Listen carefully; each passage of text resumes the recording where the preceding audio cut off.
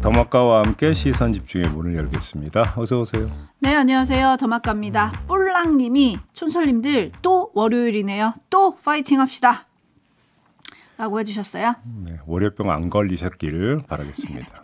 더울 때 에어컨 좀 틀지만님 저녁 7시인지 아침 7시인지 헷갈립니다.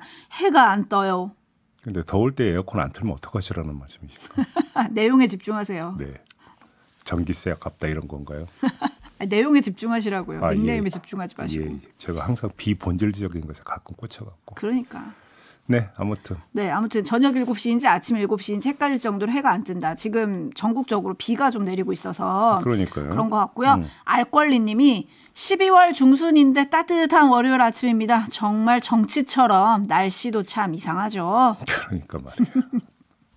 라고 해주셨고요. 네. 이재용님은 매일 출근 시간 차에서 들었는데 이제는 은퇴해서 유튜브로 보고 듣습니다. 아이고 은퇴하셨구나. 일단 푹 쉬시기 바랍니다. 네. 그간 정말 고생 많이 하셨습니다. 그렇죠? 좀 늦잠을 주무실 법도 한데 그래도 이렇게 시선 집중 본방 사수해 주시니 감사합니다. 생체 리듬은 참 힘든 거예요. 그래서. 그렇구나. 전 주말에는 무조건 늦게 일어나는데. 아 예. 뉴스와 분석이 함께하는 세이비타임즈. 오늘 주목할 첫 번째 뉴스 어떤 건가요? 당초 이달 중순으로 예정됐던 국민의힘 공천관리위원회 출범이 조금 늦춰질 거다라는 보도가 나왔어요. 그 이유는 엇갈리는데 어떤 보도는 실무 준비 때문에 일주일 정도 늦춰질 거다. 이런 내용이었고. 근데 눈길을 끄는 보도가 하나 있었죠.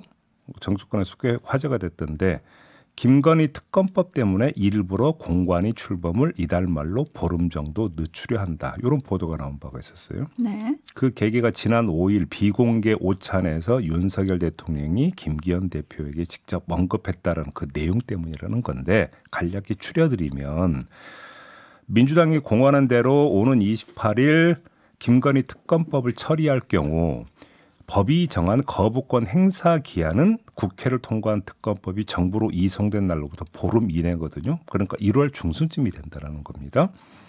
그 문제는 공천관리위원회를 이달 중순에 띄우면 1월 중순쯤에 현역 20% 컷오프 관련 살생부 명단이 돌게 되고 이 살생부에 이름이 올라간 것으로 추정되는 의원들이 김건희 특검법 재의결 때 찬성표를 던질 수도 있다고 우려했다라는 겁니다. 그래서 공관의 출범을 좀 늦췄으면 좋겠다라는 이런 얘기가 오갔다라는 건데요. 하지만 박정아 국민의힘 수석 대변인은 이 보도를 부인했어요. 공관위는 당초 계획대로 진행 중이다. 이렇게 밝힌 겁니다. 그럼 뭐 끝난 얘기 아닙니까? 근데 제가 볼 때 공관위 출범 시점은 사실 그렇게 중요한 것 같지는 않습니다. 제일 중요한 건 뭐냐면 컷오프 발표 시점이 언제냐. 이게 제일 중요한 거 아니겠습니까? 도대체 언제까지 그러면 미정 상태로 놔둘 수 있는 거냐. 컷오프를. 이게 핵심 문제인 거죠.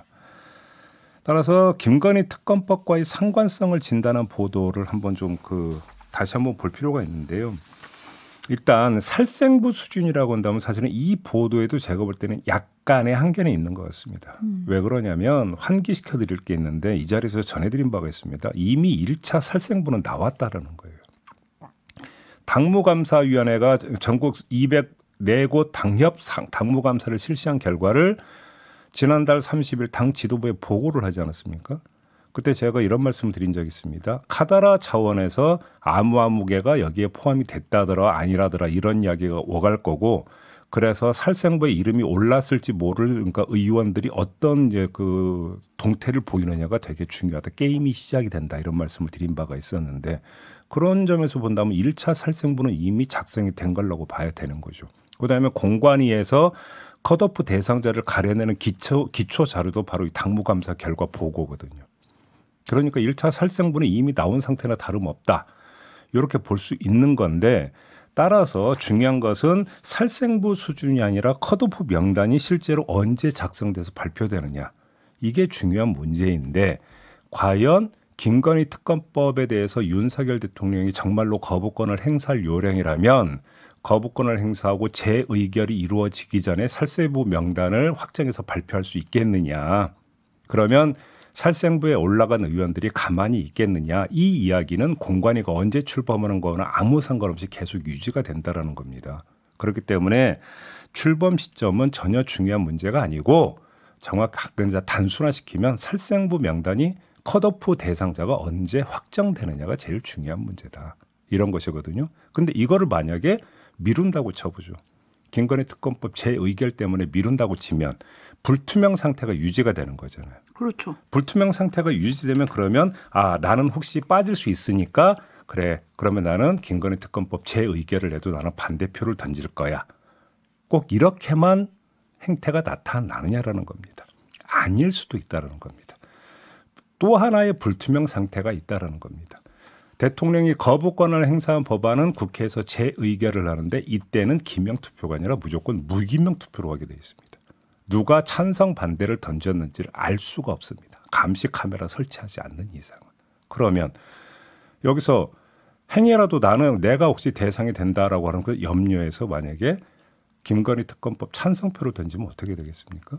제가 이 말씀을 왜 드리냐면 만약에 내가 컷오프 대상에 대해서 공천을 못 받으면 뛰쳐나올 가능성도 염두에 둬야 될 거 아닙니까? 의원 입장에서는. 그러면 자기가 뛰쳐나오게 되면 명분을 만들어야 될 거 아닙니까? 내가 비윤계여서 나를 보복해서 공천 탈락했다 이런 얘기하기는 쉽지 않지 않습니까? 이준석 계라면 모를까? 그렇지 않습니까? 그러면 윤석열 정부가 잘못 가고 있기 때문에 이렇게 나올 가능성이 있는데 그것에 대표적인 증자를 뭘로 삼아야 되겠습니까? 김건희 특검법 거부권 행사로서니까 삼을 공산이 충분히 있는 거 아니겠습니까? 그러려면 정치적 알리바이를 만들어 놔야 될 필요도 있는 거죠. 그래서 제가 볼 때는 정말로 중요한 관전 포인트는 윤석열 대통령이 거부권을 행사할 거냐 말 거냐도 대단히 중요하지만 거부권을 행사했다고 쳤다면 재의결을 할 때 정말 국민의힘에서 이탈표가 정말 안 나올까? 저는 이것도 엄청 중요한 관전 포인트다 이런 말씀을 드리겠습니다. 네, 관련해서 마침 여론조사 결과도 좀 나왔더라고요. 그러니까요. 국민일보가 한국갤럽에 의뢰해서 7일부터 이틀간 전국의 만 18세 이상 남녀 1,033명을 대상으로 100% 무선전화 인터뷰 조사 방식으로 실시한 여론조사 결과예요. 더 자세한 내용은 중앙선거 여론조사심의위원회 홈페이지를 참고하시고요. 70%가 김건희 특검법에 대해서 거부권을 행사하지 말아야 한다고 답을 했다는 거 아니겠습니까? 그러니까 바로 여기에 올라탈 가능성도 있다. TK 지역에서도 67%가 나왔다면서요. 여기에 올라타려고 할 수도 있다라고 하는 점. 그래서 만약에 재의결을 한다면 저는 거부권이 행사 과연 될지부터가 일단 좀 점검이 돼야 되겠지만 거부권이 행사가 돼서 재의결을 한다면 국민의힘에서 이탈표가 정말 안 나올까? 이걸 좀 볼 필요가 있다는 겁니다. 네, 데이지님이 공천으로도 복잡한데 특검까지 와 국민의힘 의원들 정말 속내가 복잡하겠습니다라는 관전평 보내주셨고요. 3047님은 컷오프 국민의힘이 아니라 다른 힘이 느껴집니다라는 촌철 보내주셨는데 근데 서울신문이 그런 계산을 했더라고요. 특검법 제2기준은 제적의원 3분의 2를 충족시켜야 되잖아요. 네. 그러면 최소 국민의힘에서 18표만 이탈해도 된다. 뭐 이렇게 계산을 했던데 아예 정반대로요. 이렇게 복잡하게 가기 전에 윤석열 대통령이 전국의 반전 카드로 거부권을 행사 안 할 수도 있잖아요. 그러면 이제 그 김건희 여사 관련 어떤 특검 수사는 매일 도배질이 될 거고 또 출석하는 장면도 연출이 되지 않겠습니까? 그러면 그것이 그 전국 반전의 카드로서 거부권을 행사하지 않고 받아들이면 정치적으로 유리한 지형이 만들어질 거예요. 윤석열 대통령 입장에서. 그것도 아닐 거라고. 제가 이 자리에서 이미 그러니까 그 전에 이래도 문제고 저래도 문제다. 윤석열 대통령 입장에서 이런 진단을 한 바가 있었습니다. 네, 어떤 선택을 할지 시선 집중하겠고요. 제이비타임즈 다음 주목할 뉴스는 어떤 겁니까? 홍준표 대구시장이 어제 SNS에 글을 올렸습니다. 한 대목 음성 대역으로 녹음했는데요. 좀 들어보시죠. 이재명 사건의 수사 절차는 그간 2년간 전 검찰력을 동원해서 마무리됐고 이젠 법원을 통해서 판단받는 절차만 남았는데 아직도 할 게 남았는지 좀 그렇네요. 그러다가 정말 이재명 측의 주장대로 정치 보복이라는 프레임에 갇히지 않을지 걱정입니다. 더 이상 이재명 수사에만 집착하는 검찰 정치는 나라를 위해서도 우리 당을 위해서도 바람직하지 않습니다. 이제는 나라의 미래를 위해 크게 생각해야 할 때입니다. 네, 하지만 홍준표 시장의 고언대로 흘러갈지는 잘 모르겠습니다. 솔직히 말씀드리면 아닐 가능성이 더 높지 않은가 이렇게 진단을 해야 될 것 같은데요. 왜요? 나라의 미래를 위해 크게 생각해야 할 때라고 하는 홍준표 시장의 판단에 저 개인적으로 의견을 물으면 저도 동의를 합니다만 나의 안위를 위해 급하게 생각해야 할 때로 간주될 가능성이 더 높기 때문입니다. 조금 전 이야기를 한번 이어가 보죠. 국민의 70%가 김건희 특검법 거부권을 행사하면 안 된다고 하는데도 거부권을 행사하면 어떻게 되겠습니까? 역풍이 불겠죠, 당연히.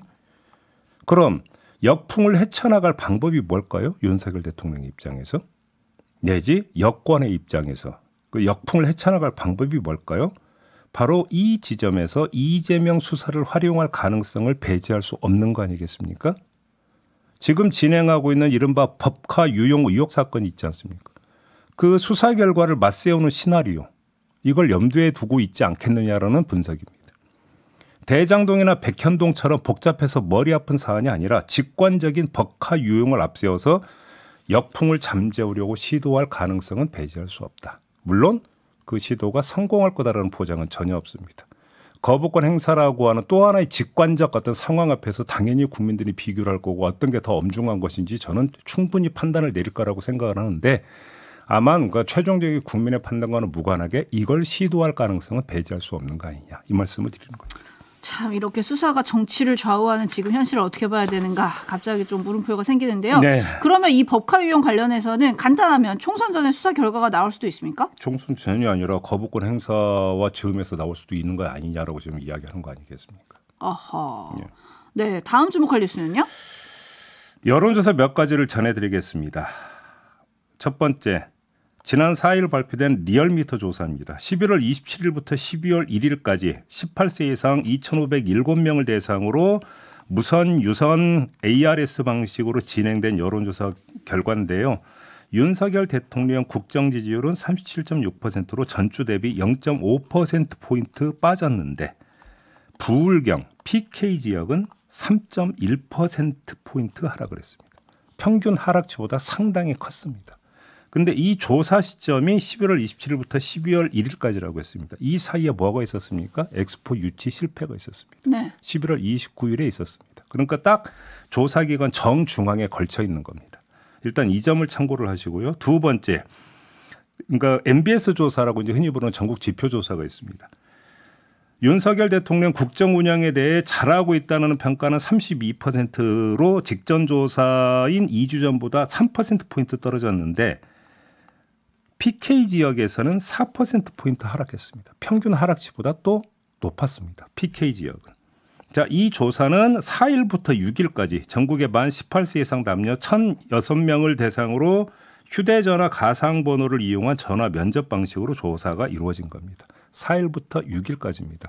엑스포 유치 실패 후 며칠 지나서 이루어진 조사입니다. 그다음에 한국갤럽 조사가 있습니다. 5일부터 7일까지 전국의 만 18세 이상 1,000명을 대상으로 무선전화 가상번호 인터뷰 방식으로 진행된 조사 결과인데 윤석열 대통령 지지율이 32%를 유지를 했어요. 그런데 부울경에서는 5%포인트가 하락을 했습니다. 자, 여기서 조사 시점을 보죠. 5일부터 7일까지입니다. 그 중간에 있는 6일 날 무슨 일이 있었습니까? 윤석열 대통령이 재계 총수들을 이끌고 부산 가서 갔죠. 떡볶이 먹방을 했던 날입니다. 그러면 이 한국갤럽 조사 결과에 뭐가 반영이 되어 있습니까? 일정하게 바로 부산 가서 떡볶이 먹방했던 게 반영이 되어 있습니다. 그럼에도 불구하고 하락폭이 컸다라는 겁니다. 하나만 더 말씀을 드릴까요? 이 갤럽 조사를 보면 야당 후보가 총선에서 많이 당선돼야 한다는 응답률은 46% 나왔습니다. 반면에 여당 후보가 많이 당선돼야 한다는 응답률은 38%가 나왔습니다. 부울경 지역에서 이렇게 나왔다는 겁니다. 한마디로 정리하면 뭐냐? 이런 이야기가 되겠습니다. 엑스포 유치 실패 때문에 윤석열 대통령 지지율이 빠지니까 6일 부산행을 한 겁니다. 재계 총수를 데리고 가서 떡볶이 먹방을 했습니다. 그런데 궁금했던 게 효과가 있었느냐가 궁금했는데 한국갤럽 조사 결과로 보면 효과는 전무했다. 전혀 없었다라는 이야기가 되는 겁니다. 참고로 세계 여론조사 조사 개요를 잠깐 언급을 해드렸습니다만 보다 구체적인 내용은 중앙선거 여론조사 심의위원회 홈페이지를 참고하시라 이 말도 함께 드리겠습니다. 네, 지난주에는 지금 여당의 수도권 판세 분석 결과가 있었잖아요. 네. 그걸로 지금 수도권 위기론이 다시 불붙고 있는데 지금 종합한 여론조사를 보면 PK 부울경도 지금 지지율이 안 좋다는 얘기잖아요. 대통령 지지율이. 평균보다 더 빠지고 있다는 겁니다. 이렇게 되면은 주말 사이에 나왔던 김기현 대표에 대한 사퇴 요구. 일단은 당에서 먼저 좀 더 고개를 들 수도 있을 것 같은데요. 김기현 대표가 어떻게 윤심을 등에 업고 돌파할 수 있을까요? 그런데 저는 지금 윤석열 대통령의 국장 지지율 얘기인데 김기현 대표는 여기서 보면 격가지 아닌가요? 그렇죠. 그렇긴 하지만 어쨌든 여당 내에서는 이런 얘기도 나오지 않을까요? 그러게 이제 그 김기현 대표가 사퇴하면 그러면 윤석열 대통령의 국정 지지율은 다시 반전의 계기를 마련할 수 있을까요? 그렇게 볼 수 있을까요? 네, 3186님이 떡볶이 효과는 없었던 건가요? 라고 해주셨는데 이번 주에 나올 또 여론조사를 봐야 되겠네요. 물론입니다. 네, 어떻게 나올지 지켜보도록 하겠습니다. JB타임즈 다음 주목할 뉴스는 어떤 건가요? 대전 을지대병원 노조가 2020년 4월 병원 본관에 있던 노조 사무실을 주차타워로 이전한 뒤에 5월 24일 주차타워 외벽에 간판과 사인물을 설치했습니다. 그런데 이틀 뒤 병원 측이 사전 허가 요청이 없었고 5개 광고물법에 어긋난다면서 철거하라고 통지를 했습니다. 노조는 바로 다음 날 간판을 철거했습니다. 그로부터 한 달 뒤인 6월 23일 병원은 노조에 5개 광고물 설치로 인해 훼손된 건물 벽면을 원상복구하기 위한 보수공사 비용 견적서를 보냈는데 그 액수가 2,084만 원이었습니다. 노조가 항의하자 비용을 870만 원으로 줄여서 다시 통지를 했는데 그럼 도대체 건물에 얼마나 손상이 가서 이렇게까지 했을까? 노조가 한 건 나사못 3개 박은 게 전부라고 합니다. 그런데 870만 원을 청구했다고요? 그것만이 아닙니다. 병원 측은 신문수 노조위원장을 징계위에 회부해서 감봉 1개월 처분을 내렸고 뭐 나중에 노동위로부터 이거는 부당노동행위 판정을 받았다고 해요. 또 경찰에 고소를 했습니다. 그래서 경찰로부터 이 사건을 또 넘겨받은 검찰이 재물손괴 혐의로 노조위원장을 기소를 했어요. 하지만 1심과 2심 재판부 모두 간판 설치로 발생한 피해가 거의 없다면서 무죄를 선고를 했는데요. 참고로 1심 재판부 판결 내용 일부를 음성 대역으로 녹음했거든요. 한번 들어보시죠. 피고인은 노조 사무실 위치를 알 수 있도록 하기 위해 주차타워 외벽에 3개의 못을 박은 뒤 간판 1개를 설치하고 양면 테이프로 사인물 2개를 붙였다. 병원은 주차타워 외벽을 보수한다며 문제가 된 부분만이 아닌 패널 전체를 교체해 870만 원을 지출했으나 앵커를 제거하고 실리콘으로 구멍을 메우는 식으로 보수하면 약 30만 원이 들고 이 방법을 택해도 주차타워 외벽으로서 기능을 수행하는데 아무런 지장이 없다. 이게 재판부의 무죄 판단의 근거입니다. 그러면 병원 측은 도대체 왜 이렇게까지 사건을 키웠고 몰아갔느냐. 왜 그랬을까요? 해석할 방법은 제가 볼 때는 하나밖에 없습니다. 너희 한번 당해봐라. 이거 말고는 해석할 방법이 없습니다. 근데 또 검찰은 왜 그럽니까? 2심 판결에도 불복해서 상고했다면서요. 제가 지금 그 말씀도 드리려고 했습니다. 검찰이 왜 이렇게 팔 걷어붙이고 나서는 겁니까? 왜 그럴까요? 저도 그게 궁금합니다. 네? 아니 1심, 2심 다 이렇게 얘기를 하고 이게 형사 있는데. 고소의 주체는 병원, 그러니까 형사 기소의 주체는 병원이 아니라 검찰이죠. 그래서 무죄가 나와버리면 뭐 인사 고과나 혹시 이런 데 반영이 돼서 그런지는 잘 모르겠습니다만 이렇게 열과성을 다해서 재판에 임할 사안이냐. 그럼 다른 사안에 대해서 이렇게 정말로 열과성을 다해서 기소에 임하고 있는지를 한번 저는 물어보고 싶습니다. 검찰에게. 그러니까요. 박김님이 춘철로 마무리하겠습니다. 이건 법을 이용해서 괴롭히기. 그러니까요. 마무리하겠습니다. 더마카 수고하셨어요. 고맙습니다.